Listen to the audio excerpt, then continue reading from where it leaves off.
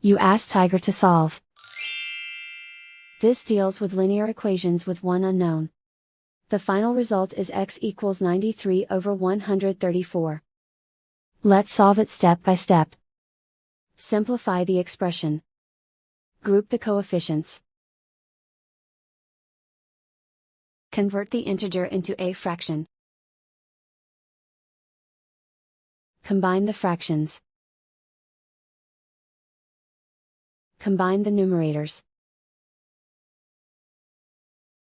Isolate the x. Multiply both sides by inverse fraction 4 over 67.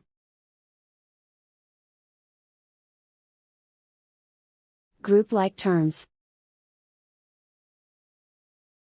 Multiply the coefficients. Simplify the fraction. Multiply the fractions. Simplify the arithmetic. And so the final result is x equals 93 over 134.